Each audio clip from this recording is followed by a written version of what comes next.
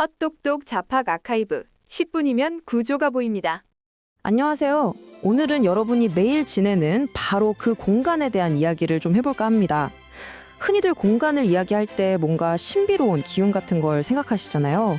근데 오늘은 그런 관점이 아니라 이걸 최신 기술의 렌즈로 한번 들여다볼 거예요.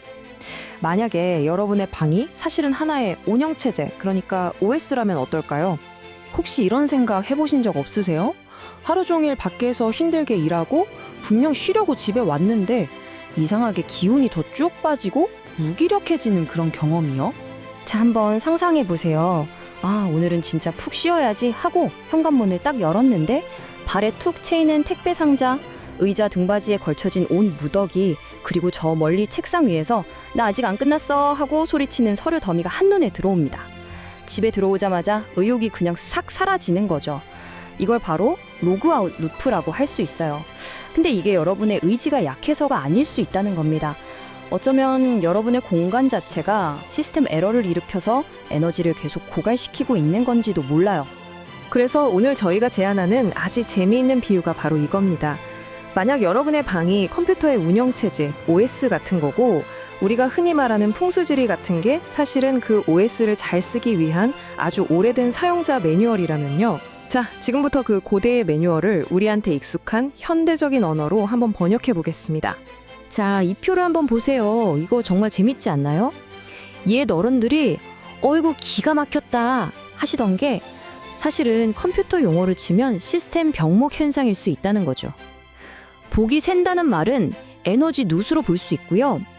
공간에 날카로운 기운, 즉 살기가 있다는 건 우리 뇌에 끊임없이 공격적인 백그라운드 신호가 입력되고 있다는 뜻입니다. 좋습니다. 그럼 이제 이론은 그만하고 실전으로 들어가 보죠. 지금 여러분의 공간 OS에서 실행되고 있을지도 모르는 가장 흔한 15가지 시스템 오류, 즉 글리치를 찾아내는 공간 진단을 한번 시작해 보겠습니다.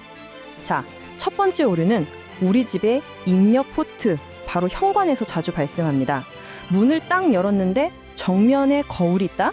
그럼 좋은 기운이든 뭐든 우리 집 시스템에 들어오자마자 바로 튕겨나가는 반사 오류가 생기는 셈이죠. 그리고 두 번째, 현관이 온갖 택배 상자로 막혀 있다면요. 이건 그냥 좀 불편한 게 아니에요. 집에 들어서는 첫 순간부터 뇌에다가 이거 다 처리해야 돼 하는 신호를 보내는 심각한 트래픽 병목 현상입니다. 세 번째 글리치는 정체 신호입니다. 시들거나 죽은 식물은요, 더 이상 생명의 상징이 아니에요. 오히려 내가 돌보지 못한 것이라는 무기력의 증거물처럼 공간의 활기찬 리듬을 뚝 끊어버리죠. 네 번째는 긴장 신호입니다.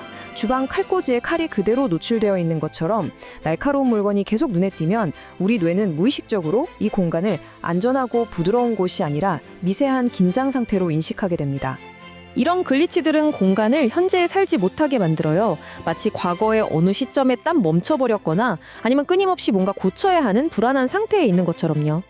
멈춘 시계는 미뤄둔 결정들의 박물관이 되어버리고 식탁 위에 흩어져 있는 약봉투들은 건강 관리라기보다는 건강에 대한 불안감을 보여주는 조형물처럼 보일 수도 있습니다. 이 문장 정말 핵심을 찌르지 않나요? 현대인의 공간에서 휴식과 일의 경계가 얼마나 쉽게 무너지는지를 보여주는 말이죠. 자, 그럼 우리 삶에서 가장 중요한 재충전 공간, 바로 침실로 한번 가보겠습니다. 침실의 가장 큰 두 가지 문제입니다. 첫째, 머리맡이 온갖 충전기와 전선으로 거미줄처럼 얽혀 있다면 그곳은 쉬는 것이 아니라 24시간 대기하는 접속 허브가 되는 거예요. 몸은 누워있지만 뇌는 절대 완전히 꺼지지 않는 거죠. 그리고 둘째, 침대에 누웠을 때 노트북이나 서류 더미가 눈에 들어온다? 그럼 뇌의 업무 프로세스가 종료되지 않고 계속 백그라운드에서 돌아가기 때문에 깊은 휴식 모드로 들어갈 수가 없습니다. 아홉 번째는 인터페이스 과부하입니다. 물론 취향을 보여주는 건 좋죠. 하지만 인형이나 피규어가 너무 많아서 방이 꽉 차 보이면 우리 뇌가 처리해야 할 시각 정보가 너무 많아져서 눈이 쉴 곳이 없어집니다. 사실 좋은 디자인은 여백을 만들어주는 거거든요. 그리고 열 번째, 창문 앞에 물건을 쌓아두거나 먼지 쌓인 커튼을 방치하는 건 환기 차단을 일으킵니다. 신선한 공기와 빛이라는 필수적인 데이터의 흐름을 막아서 공간 전체를 답답하고 무겁게 만들죠. 이 오류들은 아주 미묘하지만 우리 심리에 큰 영향을 줍니다.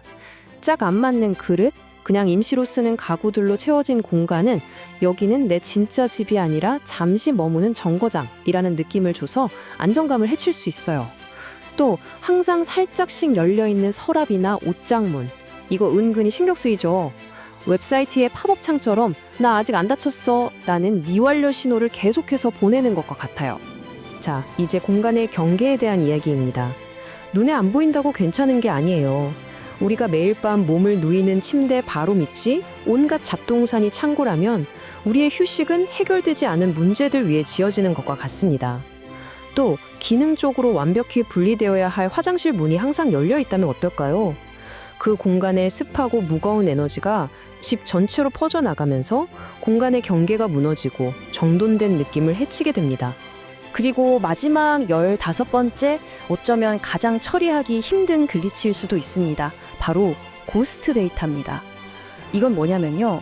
헤어진 연인에게 받은 선물, 더 이상 즐기지 않는 옛날 취미용품처럼 과거 버전의 나를 현재 내 삶의 시스템에서 로그아웃 시키지 못하고 계속 붙잡아두는 그런 아이템들을 말합니다. 자, 지금까지 15가지나 되는 글리치들을 쭉 살펴봤는데요.